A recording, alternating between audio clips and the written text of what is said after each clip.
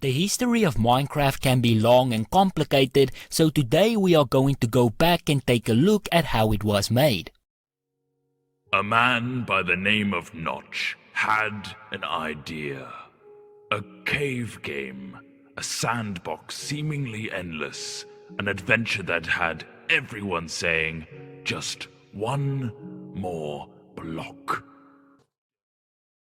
Welcome everybody and thank you for joining me. So today I was reading through a great Wired article about the early days of Minecraft, and I thought it would be a good idea to explore things a little bit more deeply and take a look at how exactly things got started. Now I'm going to source Wired, links as always will be down in the description. Now to understand Minecraft you also need to understand the man behind Minecraft, Marcus Notch, who is the founder, creator and developer of the game. Marcus has had a passion for game development ever since he could remember and would oftentimes find himself coding and developing for days. When he was not coding, he would find himself surfing the internet for inspiration, and he finally found it when he stumbled across a game called Dwarf Fortress that would change everything for him. As the name suggests, in Dwarf Fortress you are tasked with helping a group of dwarves build a fortress. The game had spiders, trolls and wolves, but it was not the creatures that intrigued Notch. It was also not the graphics, because there pretty much was none.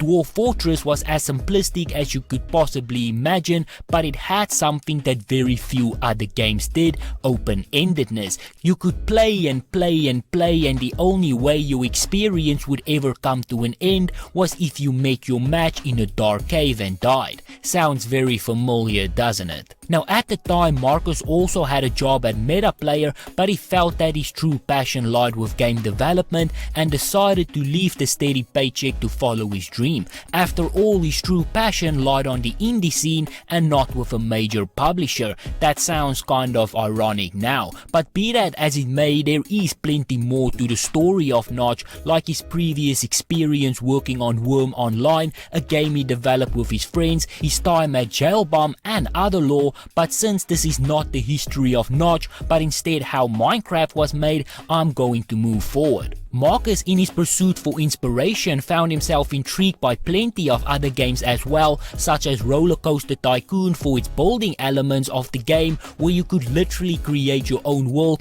or at least your own park, and a second game, Dungeon Keeper. Now this game was a strategy style game, but there was caves, monsters and atmosphere, and that was the part that Notch found himself attracted to the most. All of this helped to shape a picture and a vision for Marcus, but it was his next discovery that changed things forever: Infinite Miner. Now Infinite Miner was a block-shaped game that involved digging and building. You could make your way across the map, collect blocks and minerals, build structures and explore for treasure. If that sounds familiar, that is because it is, as this was literally the foundation used which Minecraft was built on, with Notch even describing Minecraft as an Infinite Miner clone. Marcus saw the game, fell in love with it, and when the source code for Infinite Miner was leaked online, the creator Zachary Bath gave his permission for it to be used by the community to create their own versions. Notch jumped on the opportunity, changed a few things, made it his own, and in May of 2009 Marcus uploaded the first recording of Minecraft. Now some might see that as intellectual property theft, but that was very quickly dismissed, as developers draw inspiration from one another all the time, dating all the way back to Super Mario, and it is crazy to think how many games today was inspired by that 1985 Nintendo classic. Even Zachary Bath himself spoke out against the idea by stating that the act of borrowing ideas is integral to the creative process. There is games that came before Infinite Miner, and there are games that will come after Minecraft. That is how it works. With Notch now having a working alpha of the game, Order of the Stone was ready to release. That name was quickly changed and Minecraft was born, a combination of mining and crafting items, also a wink to StarCraft and Warcraft. Let's go to a place where everything is made of blocks, where the only limit is your imagination. Let's go wherever you want to go. Climb the tallest mountains. Venture down to the darkest caves. Build anything you want. Day or night, rain or shine. because this is the most significant sandbox you'll ever set foot in. Build a majestic castle, invent a new machine, or take a ride on a roller coaster. Play with friends, build your own little community. Protect yourself with the strongest armor that you can craft, and fight off the dangers of the night.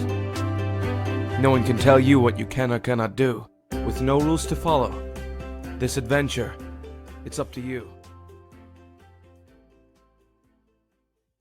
Marcus originally showed the game to his mother, who became one of the first to ever play it, and also from that point forward would become a tester for the game. Marcus also in 2009 released Minecraft to the world in beta and made it clear that there was still plenty of work that needed to be done. He also knew that he would like to make money off the game and started charging for it very early on. He was shocked when he received 15 purchases of the game within 24 hours of uploading it to Teak Source and realized that he might have a winner. Soon the demands became too much and he decided to hire a team, and thus Mojang was born. Now Mojang has come a long way since the early days in an empty building. With a net worth of billions of dollars and over 600 employees, Mojang now stands on the top of the mountain as one of the most successful studios out there, and Minecraft to this day is still one of the most popular games ever.